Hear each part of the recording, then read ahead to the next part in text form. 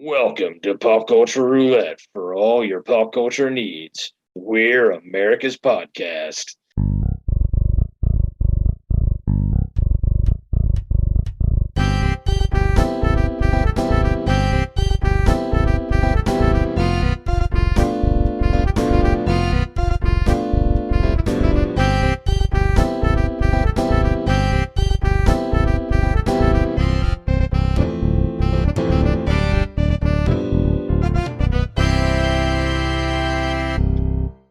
So that's how I start every episode. It's just something we do. I stole blatantly from the Dallas Cowboys because they call themselves America's team when clearly they're not. Cool. So we started Cool. like if they can claim it, so can we.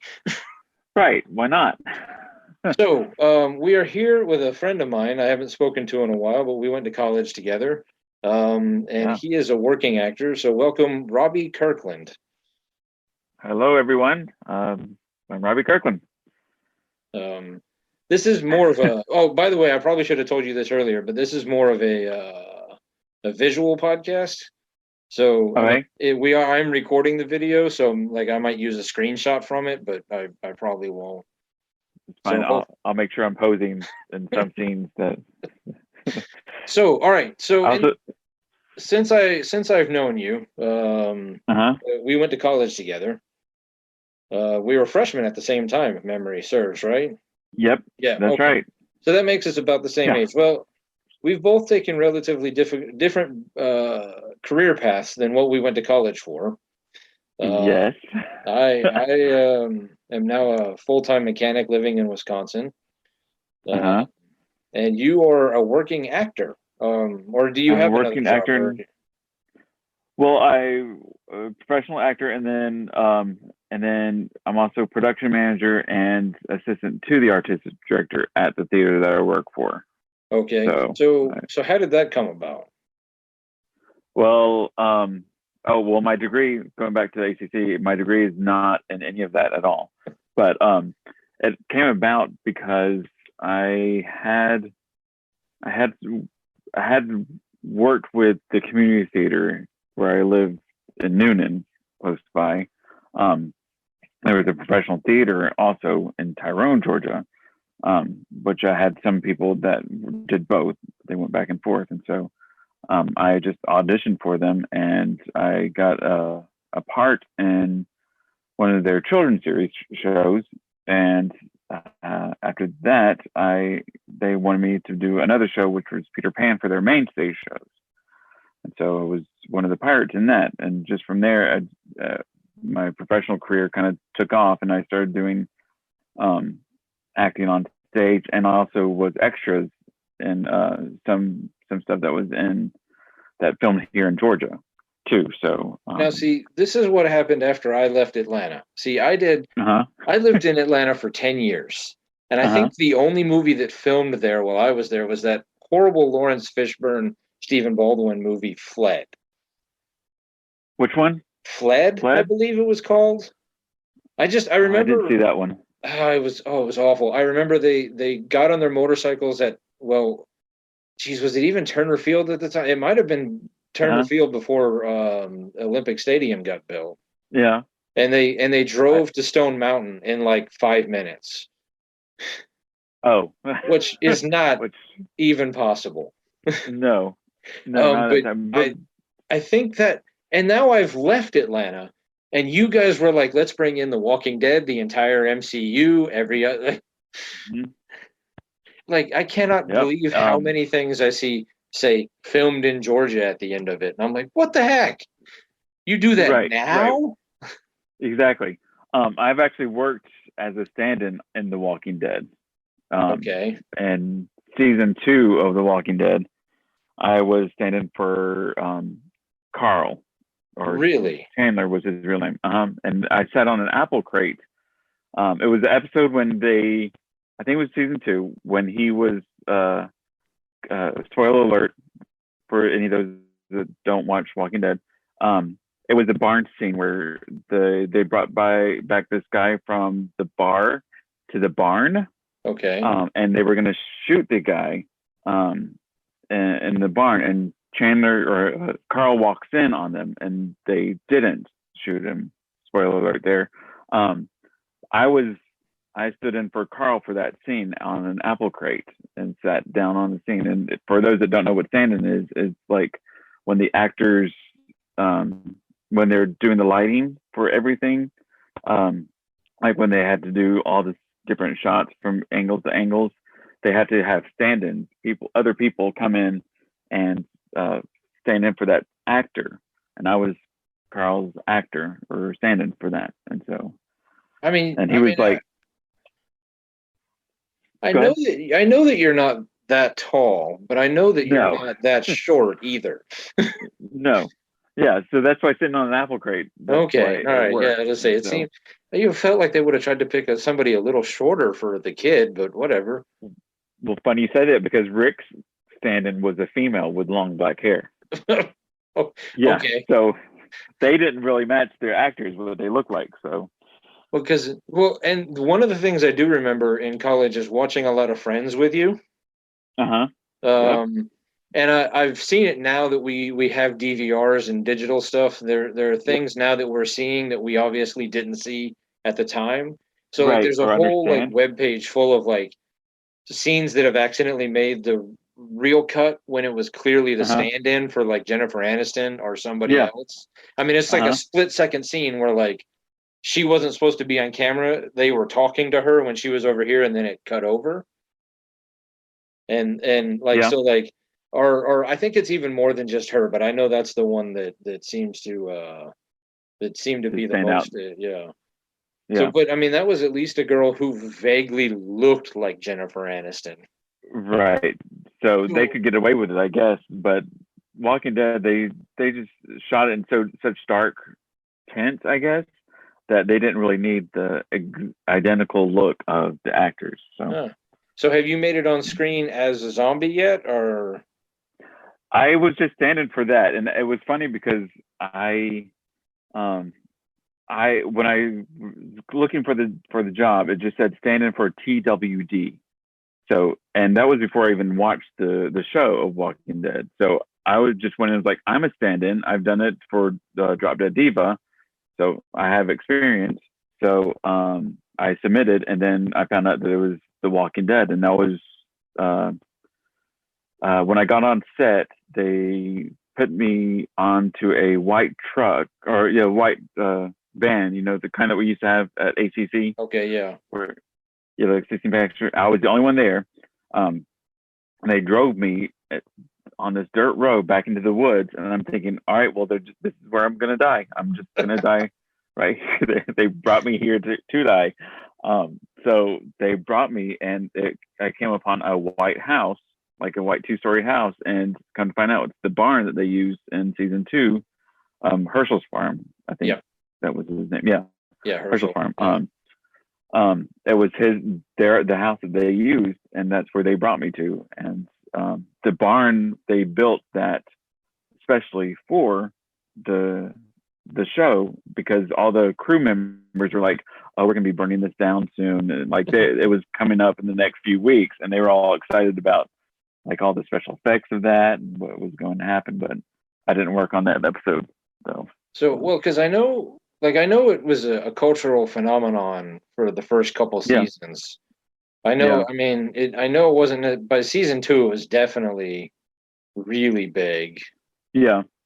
But I also know that like they're one of the shows that don't they film like everything before they release it. So like they're filming like months, and like they're not like the classic sitcom where they're filming like the week before. Right. Oh yeah, they used to. The reason why I never wanted to be in zombie and Walking Dead, because they always filmed most of those scenes during the summer here in Georgia, and having all those prosthetics and everything on that during, how it is down here. Yeah. That's when they would film all that. But the other trick for Walking Dead, I didn't think that this was going to be a Walking Dead podcast, but here we go. The closer that the zombies are to the screen, the more prosthetics they had. The further away they are from the screen, they might just be wearing like a little piece over their like a paper bag or something.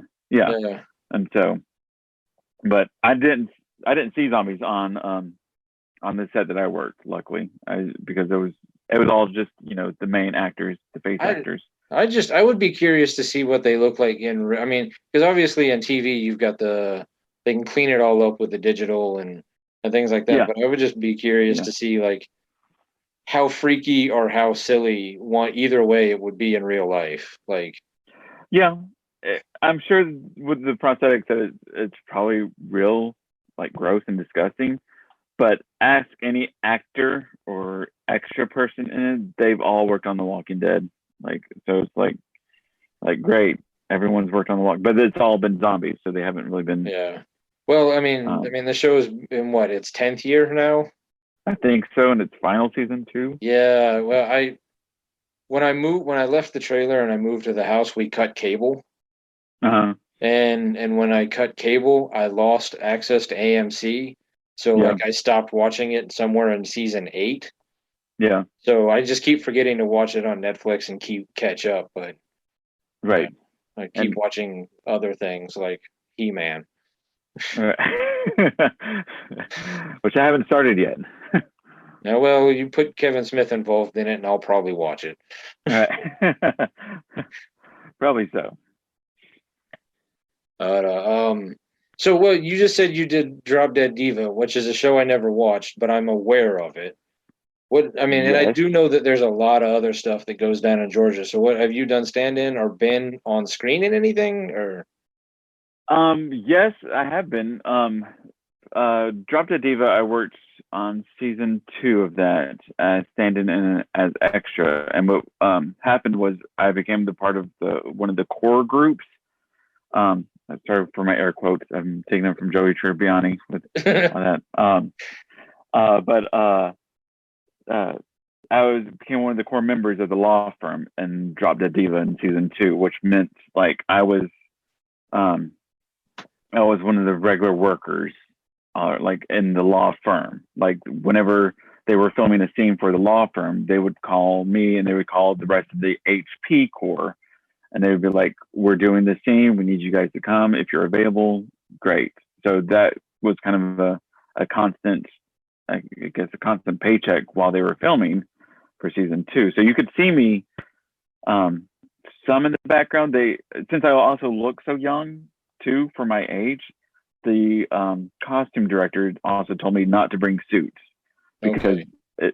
like I would always wear either a cardigan or khaki pants or something because he was like, you look too young to be in a suit. So like on my Facebook, I think I posted a long time ago when it came out. You could kind of see I screenshot some of the stuff, but I'm not like the only one that I'm really apparent for. There was one scene that the boss's ex-girlfriend was coming into town and they were moving stuff out of the office and they needed an intern to move some of the stuff out. And I was that little intern that was carrying all the stuff Okay. out. And so, but that was one of the things. They also filmed another hint. I was in Change Up as well, with Ryan Reynolds and Oh, okay. I saw which that is, one. yeah, Jason Ryan, Bateman. yeah, Jason Bateman. Yeah. And the bar scene when they were discussing who knows what, I can be seen directly in the middle of both of them as like if they shoot like this way into it, I'm standing directly in the middle of the two of them as they're talking. And it was when my hair was like down and I had my Justin Bieber cut, like all down in the front. But Okay. I was I supposed guess to. I'll have to watch that movie again and see because I didn't. What was it? Carbonaro Effect. I don't know if you've ever watched that. No, I haven't yet. It was on after Impractical Jokers on True Uh-huh. TV. Uh-huh. Um, do you remember Bryce Hope? He was younger than us, Yes, so he would have been probably a freshman when we were seniors. I think. Yeah, Okay. brown hair, like Yeah. the dark brown eyes too. Yeah. I think. But because I went to church with him in high school and through college, so I knew him before he showed up. So I Yeah. know his mom, and I'm watching Carbonaro Effect, which is supposed to be this hidden camera magic show. And so it's kind of like a prank show, hidden camera magic, and they're doing something with a car. And all of a sudden this woman shows up because the whole thing is like he does like upfront magic and like tries to trick you like right in front of you. And I'm watching it and I'm like, I know that lady. That's Bryce's mom. So I immediately Facebooked her and I was like, and she's like, yeah, I was hoping nobody would see that. And I'm like, I did. Yeah, I sure did. I saw you that. Yep. But I did. Well, granted, I wasn't looking for her either. But right. But so, you thought, have you made it into the Marvel stuff yet, or? I don't think Black Panther filmed here, but I was busy. Well, they also asked for a lot of African Americans too, so that didn't fit my category. But Black Panther was filmed in Atlanta, like majority of it. But I was unavailable because I think they shot during one of my show times. What happens like with film is each scene takes maybe 16 hours a day to film, and so you had to commit that whole day to do it. And so with me doing theater, I can't commit all that. So and I stopped doing film work when I started doing more stage work, and except for in the pandemic when that happened, I had to go back. I did. I filmed in Dear Evan Hansen, the little musical movie, and then I was actually a stand-in again for Cobra Kai, for good old Daniel's son. Which, oddly enough, because of Tim, I actually started watching Cobra Kai, and like a month ago, I burned through all 3 seasons in like a weekend. It was like I was like, man, I like that show way more than probably somebody who's 43 should like that show. Right. Well, I haven't started watching it yet, but I of course grew up with the Karate Kids. Well, yeah, that was the other thing. Like I rewatched the Karate Kid movies, and I was like, I forgot how much I loved this movie when I was 10. Right. Yeah. I was the stand-in for Daniel's son, like I forget his actual name, and I'm sure Machio. Yes. Yeah, okay. I was his stand-in, and the other bad guy for Karate Kid was also on set that day too. But I was like meeting him. It was like one of my childhood, I guess, dreams, or like I wasn't starstruck, but I was just like, that's Daniel's son, and he looks pretty much the same. Like he's my height. And so I noticed that. Like, I mean, he obviously is older now, but I was like, man, he is not aged the way, like the guy who plays Johnny Lawrence has clearly aged. But Ralph Macchio is like, yeah. But I also saw them do a fight scene too, which is really cool, because watching, he actually does his own fight, and so that was really cool seeing how they choreograph and film all that, which I've never seen before with all my film experience that So when you're doing the stand-in work, do you actually get I mean, you obviously got to meet Ralph Macchio, but do you get to like meet any of the other people, or are they all just off in their trailer doing whatever? And it depends on how close they are to the set. Like the closest that I got to Ralph Macchio was like I had to stay in where we filmed this. It was in a hockey rink for, I think it's in season 4. And so I had to sit on a bleacher for that. And then he comes and sits in my spot. So it's just kind of like a passing by. Okay. And so, but they'll either go to a trailer that they might have that's close by, or some other holding place where they're like far away from it, or they'll take a break, or they'll go over lines or something like that from all that. So, because when film calls it turnaround, that's when they're resetting all the lights. That's when they're resetting the cameras. They're picking up everything and like doing all that. That's when you watch movie or films, you'll see when they flip back and forth from one person to the next person to the next person. Each of those shots is their own separate shot. Like, so they're filming one shot in this angle, and then like if they're doing the backwards, like when you're conversation with this one, they had to get the camera, flip it, move it around, and shoot it from that angle. So that's why the stand-in comes in to let the actor go and have a break from that. So Yeah, so they don't have to run the same lines like, well, however many times it takes to get the lines right the first time. But right. So okay. but Well, what projects are you working on right now that you'd want to, promote? I mean, obviously, I think most of my listeners are in Wisconsin, so we're not hitting the local stuff, but I know that right. I have a lot of friends that still live in Atlanta, and I don't know. Yeah. It's hard to know who's actually listening. Like I have a Right. general idea of how many downloads I get a episode, Uh-huh. how many listens, but like I don't know who's listening where. I had one Right. episode in the original run where like Uh-huh. I had like 1,000 downloads in Israel for some reason. Don't know why. Never got an explanation. Only happened the one time. It- All right. Interesting.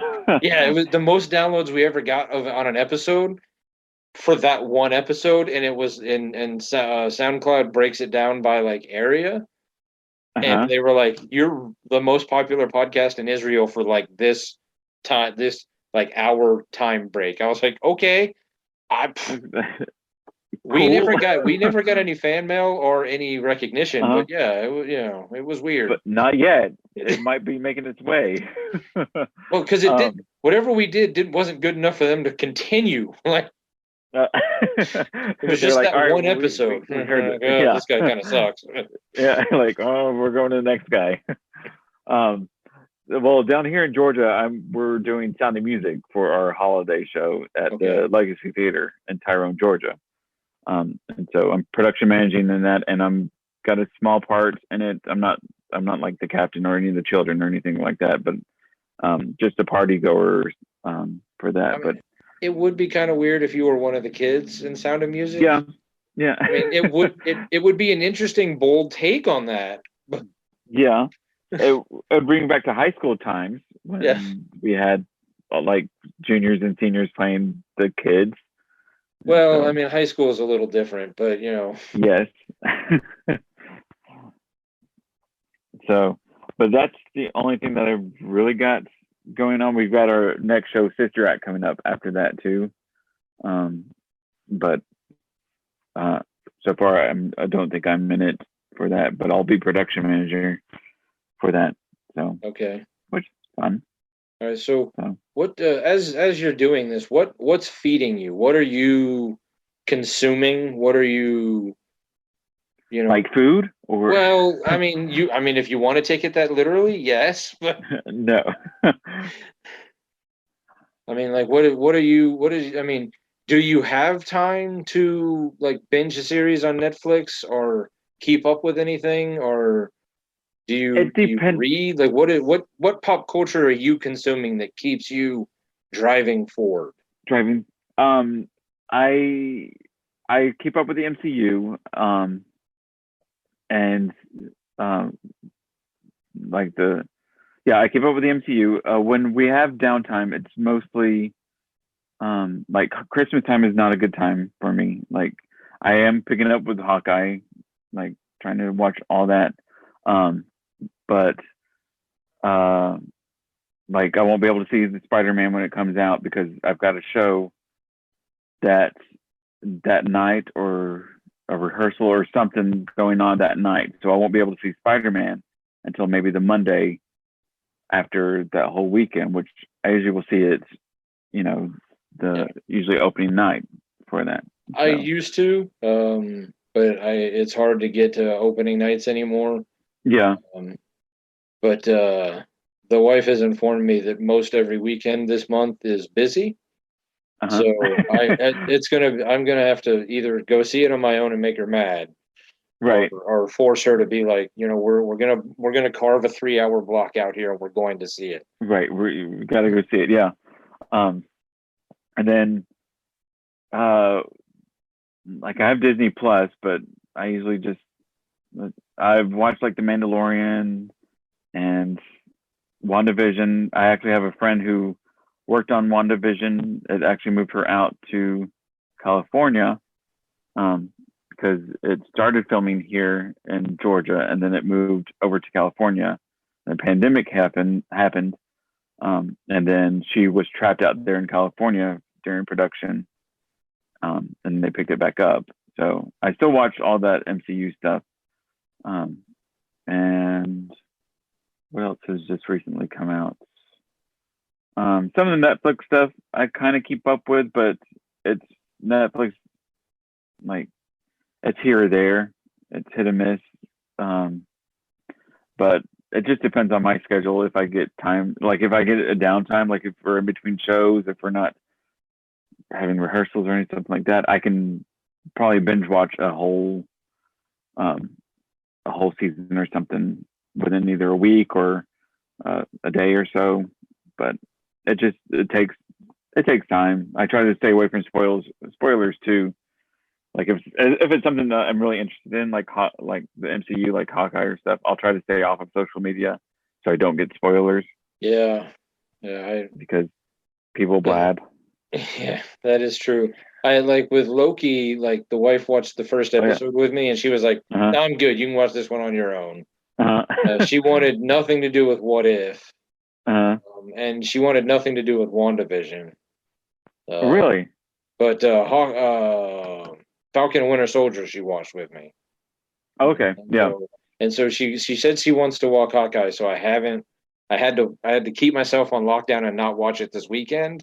Because like she went out of town with her mother and sister, and I was like, oh, but it's the Hawkeye. Yeah, it's a new MCU stuff. Yeah, it's really good. I've been tempted to watch it and then be like, I don't know what. Yeah, I didn't. Yeah, it must have played itself. I don't know. The dogs did it. Yeah, or the cat. The cat got the remote control. Yeah. So yeah, that's what I watch now. And after doing film too, like I hadn't done film like within 10 years. So like when I was like working on Drop Dead Diva and I did the change up, fun fact, I was Billy Crystal's crotch double in the movie. So okay. And yep. Wait, was Billy Crystal in Change Up? No, it was in Parental Guidance. Oh, okay. And if you ever saw that movie, it had Billy Crystal, Bette Midler, what is her name? I think she's Spider-Man, Aunt May now. Oh, Marissa Tomei? Yeah, I think she was also in that movie as the mom in that. But there's a scene where Billy Crystal is at the baseball field and he's like badgering at this kid. And the kid's like, no, I'm not out. And then Billy Crystal gets hit in the crotch. That was me. Oh, okay. Yeah. There you go. Put that on your IMDb. I do. But again, it's like Joey Tribbiani, going back to him, shout out. It's like when he went in the shower and he was Al Pacino's butt. Billy Crystal's crotch. Okay. I honestly say I don't think I've seen that one. I seem to have missed that one, but well, if you look up Parental Guidance, I think it's the baseball scene, and just watch that scene, you'll know it's like 1 second that it flashes onto him getting hit by the crotch, and you'll see the jump of that. Yeah. That was me and my crotch. I mean, I know you probably don't recognize my crotch or my. No, I mean, I know we were friends, but I don't know I don't think we were that close. No, I don't think so either. But that was me. Like that was also a fun shoot, I guess you could say. Because I had, again, stand on an apple crate for the camera to get between my legs to shoot up into, I also wore a cup for that. So it wasn't, I would assume as much. Yeah. Yeah. Luckily so. But because I worked on Drop Dead Diva, it was the same people that filmed Drop Dead Diva, and they were like, we need a double for him. And they were like, Robbie, we know you. They looked at 3 other people. The director looked at me and was like, you'll be fine. So I actually got to meet Billy Crystal which was the same year he last hosted the Oscars. I walk up to him and he's like, I think it was the director who was like, "This will be your crotch double." He looked at me, looked up and down. He asked me, "Well, which way does it hang?" I'm like, I answered him. I don't know if your audience will want to approve of that or not, but I answered him. He's like, "Good, you'll do." And that's how I got a cup. They gave it to me. We went to the baseball field, and there you go. I would say that based off of some of the jokes that the three of us have made just amongst ourselves, that'd be completely acceptable. It's probably yeah. Oh, good. Yeah. Yeah. But yeah, I will say those first 100 episodes we did, we're never re-releasing because we just like to talk about them and never talk. Like, we're never going to put them back out because we don't want to have to go back and edit, because all three of us were in a different space. But like I said, the one guy got sober, so like there's a different energy now. And I mean, I'm not going to say we grew up, but there's definitely a point where we're like, we said some things that just trying in the name of comedy that aren't funny, and so like we just don't want to have to edit, and we're lazy, so we're just like, so we'll constantly talk about it, but you're never going to hear them, like unless you happen to have saved them. But right. Well, good. So, but all right, that can be on my description too. Billy Crystal's crotch double here on the. That might be the episode title. Good. So, well, that leads me to my next question, though. I think based off of what you've been saying, I know the answer. Marvel or DC? Funny that you asked that, because the MCU, I switched to Marvel, but because when I grew up, and you probably knew this too about Super Friends. I grew up with Super Friends and grew up with the Batman and the Batman movies and all of that. I was always a DC fan up until the MCU started, and then I switched to MCU. But now, I don't know. I mean, I will say, growing up, obviously, 89 happened, and since I'm guessing we're both 43. Yes. Yeah. Okay. 89 was there was that big momentous thing that happened in 1989 of Batman, and that kind of revolutionized the comic book industry. I remember because I lived in Memphis at the time. I remember going to the library and reading Batman comic books at the library. So and I probably didn't know the difference at the time, but later on, like after college, and eventually I lived in Florida, but I moved up here. I met some friends who were way more into comic books and started getting me to go buy comic books with them. So when I started reading them, I found that I was enjoying the Marvel comic books way more than the DC stuff. Now, I still would buy anything that Batman was in. Right. But Superman is so infinitely boring. Yes. Yeah, compared to like his counterpart, I guess in Marvel, which I don't know what you put him with, like either Thor or Captain America. Like Superman is just a mix of the two. Kind of dry. Yeah. Well, and they found ways to make Captain America more interesting. Where, like, I mean, and in the hands of a good writer, obviously Superman can be really well done. But like it takes, like, I think you can put an average writer on Wolverine and still make him entertaining. Right. Where Superman, you have to put your best writer on. Right. Because you had to recreate that same story that everyone tells. And that's, I think, what happened with the DC movies is that we've seen whenever they do a Batman movie, they do his origin story every single time. Which I think makes the Tom Holland Spider-Man so much better. Like, we know the Uncle Ben story. Skip it. Get right to it. And that's what they did. Exactly. They just went right to, like, we didn't have to see him get bit by the spider. We didn't have to live through the trauma of Uncle Ben. Like, he just was Spider-Man. right. And what pissed me off was, which one was it? I think it was Batman versus Superman. Like going in there, I think I was just in a bad mood with it because it was like, if they give me the origin story of this Oh, Batman, I swear to Jeebus that, and then they did. They were like, well, this is what happened to Batman's parents. I'm like, we know this right. is what happens to Batman's parents. And then they And wasted then two really good actors on it for like a 5-second scene. yes, right. Um, Yeah. luckily they released the Snyder cut. I don't know if did you see it for the Justice League? No, I haven't brought my. I hated the Justice League so much. I Oh, can't. I have not been able to bring myself. I know, like I've had some people tell me the Snyder cut is so much better, but it like is, for my but it, opinion of Zack Snyder, like he did one good movie, uh-huh. uh, Dawn of the Dead. Yes, Yeah, the I think remake. so. But like Yeah, Sucker Punch was a beautiful looking movie, uh-huh, visually stunning. The graphics were uh-huh, amazing. The story is god awful. uh-huh. I Um, didn't see that one, but yeah, um, like like I will tell you, if visually Zack Snyder is, if he just was the cinematographer, I'd be all uh-huh, for it.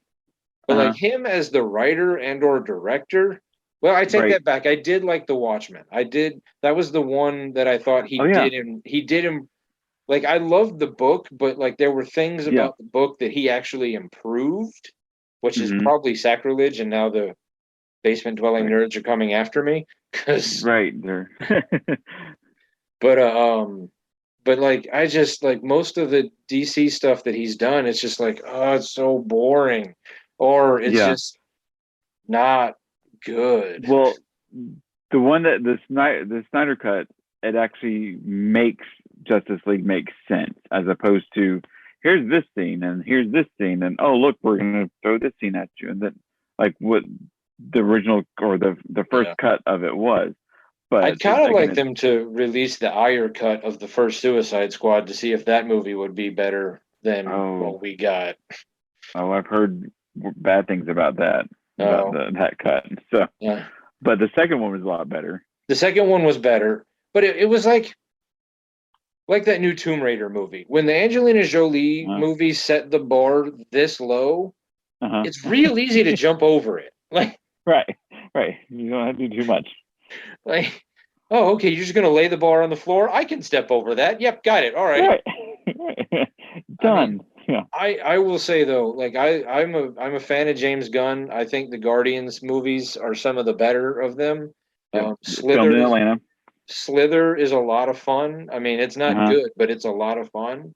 Uh huh. Um, I enjoyed the Suicide Squad with that he did more than the first Yep. one, but at the end of it, I was still kind of like, eh, Right. Like you're like, eh. that's at his best. It's okay. I mean, it was better than the last one, but Right. Anything could be better than the first Suicide Squad. yeah. So, all right. Now here's where we're gonna get weird. Okay. If you could go back in history and Uh wedgie huh. anyone, Uh huh. who would it be? Um. Well, the first one that came to mind was Hitler. But I don't See, know if that's because I'm doing Sound of Music or if it's. but okay, I Hold was on. tempted to write except for Hitler, but I haven't done a lot of these interviews yet. So like you're the first one. So you get Hitler. No one else does. Like Yes, yes.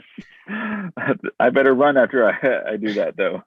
but Um, um, in history, that I guess I'm keeping with that. Yeah, since I'm the okay. first one to say that.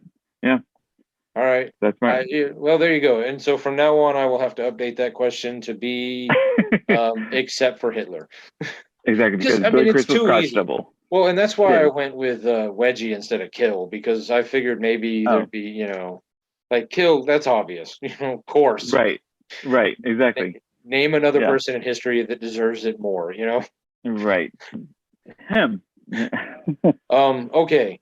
So, it has become kind of a running joke on my podcast that I claim that I've never cried at a movie or a TV show. Okay. Now I also know that at some point when I was a child, I probably did, but I'm saying like high school till now. So But my you never question, cried. so my that's my claim. And I because I honestly can't remember a time. There have been a few that have gotten close. Um, but I've not shed a tear at a movie or a TV show. The two guys I do the podcast with and my wife have decided to refer to me as some sort of uncaring, unfeeling monster because of it. So I'm on a quest to find that movie or TV show that'll make me cry. So what make you cry gets you to that point, or are you sitting in the same boat that I am? Well, yes, it took a lot for me. I did tear up some at Raya, the last dragon. I haven't watched that one. New Disney movie. I've meant to watch it. I just haven't got around to it yet. Right. It's about family coming back together, but I just teared up because of that. But that probably won't affect you any. Coco, did you watch that? No, I haven't got that one yet. I own it, but I haven't watched it yet. Oh, that one will probably get you. It might be some kind of a tear. There's just one scene at the end that kills everyone. Well, so. I'll tell you what, and I haven't rewatched it recently, and it might get me now. And you're gonna laugh at me, but the closest that I've come is that one episode of Futurama where Fry gets frozen and his dog keeps coming back to the pizzeria every day. Oh no! It just sits outside the pizzeria. And just like they just kind of flash, like they just keep showing, like that almost got me. Right. But I haven't watched that in the last 2 years. Right. Well, so it might get me now. I will say, without giving any spoilers away, because I'm guessing you haven't had a chance to see it yet. Ghostbusters Afterlife. I just went and saw that this weekend. There was a scene towards the end of it where I almost got a little misty. Oh no! It was close. Oh no! I will recommend it though. It was really good. Yeah, it hit that perfect balance of like fan service and nostalgia and like new, and so it can go off and do new things. Right. But, like they didn't like patronize you. Like the last one did. Yeah, that's what I was about to say. Like the ones where they try to recast it with the women. Yeah. Yeah. Yeah, it's on my list to see. Hopefully after this show, and I can go see some movies. But that's good to know that Ghostbusters almost got you. Yeah, well, and I'm not going to give you any context. It just good. I'm probably guessing what they might be referring to, maybe, but I haven't seen any spoilers of it yet. Yeah, no, because I didn't. I mean, if I had thought about it, I probably would have seen it coming, and if I had seen it coming, I would not have probably gotten there. But and this is off on another tangent altogether. But my problem with the Ghostbusters, the all women one, is that it's not a bad movie. Right. It's just not. It's not as good. But it was more of like Paul Feig being like, "Well, fuck you. It's an all woman cast." Exactly. It wasn't like, "Hey guys, let's just try it and see. Just give it a shot. We're gonna, And then the other thing that kind of made it even worse was like, at the end of it, Chris Hemsworth had the best stuff. Right.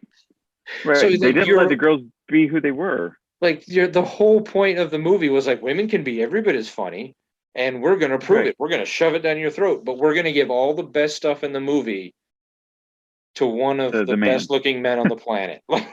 Right. And yeah, I totally agree with all of that. The original Ghostbusters were just great on their own, but then I thought of another one. Did you not when which one was it? I know that the new Star Wars episodes which one is it? The new ones that came out with Rey and Oh yeah, Kylo 7, 8, Ren. 9. Yeah, 7, 8, 9. I teared up, probably almost cried when Leia actually, spoiler alert, when she actually passed away. I think maybe because I knew that she had died in real life, and I had I had suffered through that without a movie. Yes. Like I knew that scene was coming, so like I was just like, okay, well, this is something I have to, Yeah. But I think I cried in that way. It was either that one or it was probably both of them, because I love Carrie Fisher and her as Leia. It was either that one or the one before that, when like she says something, I think to one of when she's sending them off, she says something, and it just, I was like, because she had already passed away at that time. I enjoyed Rise of the Skywalker number 9. I thought it was really good. I actually like the whole new trilogy. Maybe not as much as the original trilogy. Definitely more than the one that we all went and saw. In college. Because were you part of the group when we all went and saw it with Phantom Menace? Like we all stood in line. I know. I went and saw it with Jonathan Fax. So probably Jonathan and Nina. I might have been. Because I'm trying to remember if it was you and your sister, or just your sister, or it might have been both of us. Okay. Yeah. Because I remember there was kind of a big group of us. Yeah.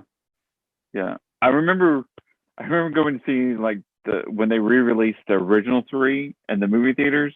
Yeah. And I remembered falling asleep in it because it was like the one, or like the midnight showing of it. And I'm like, I know what happens. I'm just paying $12 for this nap. So I remember falling asleep because like, I know what happens at the end of New Hope. Yeah. So I'm going to bed.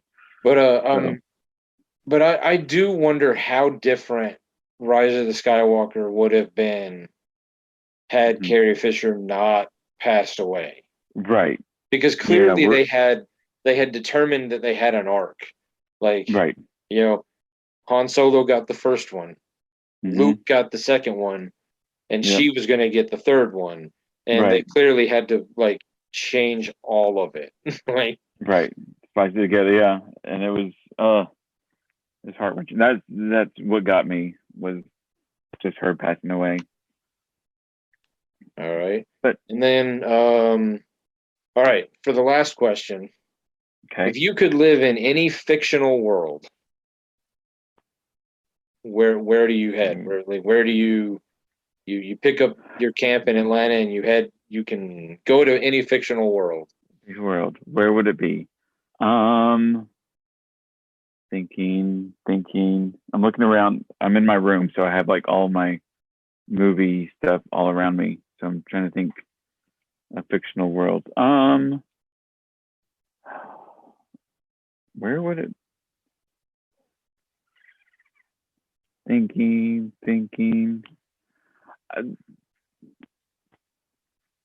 I would maybe.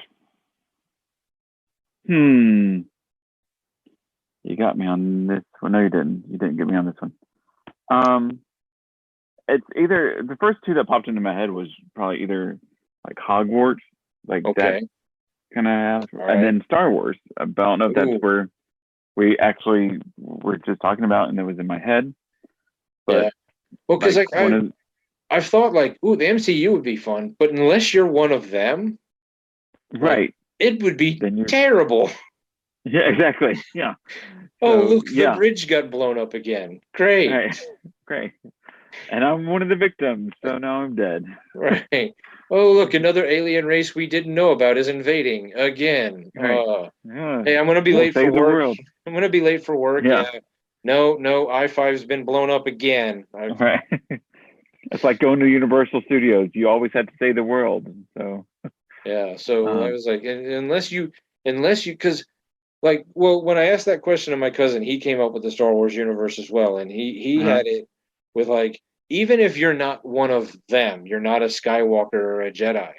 Like, think about how much more fun that, like, because every planet is like still interconnected with spaceships. They're flying back and forth all over. Yeah, and like, like all the aliens and like, Like, I don't know how deep you've gotten into the Star Wars. Like, have you watched any of the Clone Wars stuff? I haven't yet because I haven't figured out what order I need to watch them in, and so I haven't started watching them yet. But no, I mean, you can. I mean, there is, if you Google it, there is a way you can break down all like 5 or 6 seasons of the Clone Wars and watch it in like proper like order of like the time, like the timeline order. Or you could just, like, you can do what I did, just start with season 1, episode 1, and watch it through and be like, okay, clearly this one happened before there, but all right, whatever. Just, All right. Got it. Like, because it all takes place between episode 2 and episode 3. Yeah. And then at some point, I think some of it's happening during parts of episode 3. And then Clone Wars ends, you get episode 3, and then Rebels starts up. Haven't touched it. Does that take place in between Mandalorian? Mandalorian is between 6 and 7. Yeah. Okay. So it's that. The timeline is there. Like, people that have way more free time than I do have written down exactly, like, if you want to watch it exactly in order of, like, watch this episode, then watch this movie, then watch these 10 episodes, then watch this movie. You can do it. I mean, but these are also the same people who have it broken down with the MCU of, like, okay, well, you start with the first half of Captain America, First Avenger, then you stop and watch Captain Marvel, and then you pick up and watch. They're probably the same people that helped me out when I watched The Conjuring, like with the Annabelle and all those guys. I watched those in, I think I watched them in chronological order. But yeah, so thank you to whoever has that free time to help us out with this stuff. Yeah. But all right, well, I appreciate you taking the time. It's been fun catching up. So, all right, well, so I always end the episode where I try to come up with, like, this catchy way of saying something, but I've noticed with the interviews, I don't like, because normally with the podcast, it's we just kind of talk about whatever we've just seen or whatever's coming out, like whatever news comes out. Recently we've been making fun of Demi Lovato a lot. Because she thinks we offend aliens by calling them aliens. Yeah, we should call them ET. I don't even remember it. We made fun of Gwyneth Paltrow for a long time with her whole "be nice to water" because if you're mean to it, it turns gray, and the whole. I'm missing so much. The whole vagina candle thing. That was So we made fun of. I think I heard we made fun of her for a while. And then we were on the Kardashians for a while, but then that's just like shooting fish in a barrel, really. So that's so that wasn't fun anymore. So we stopped. But normally, like with the story, like with those stories, I'll find a way to end with "and stupid never walks alone." Okay. But I don't have that because, like, there's no inborn story here. So I'll just have to say "stupid never walks alone," and then I'll hit. Which one of us is stupid? All of us, I think, really. Okay. Who's listening and everything, right? Yeah, pretty much. Yeah.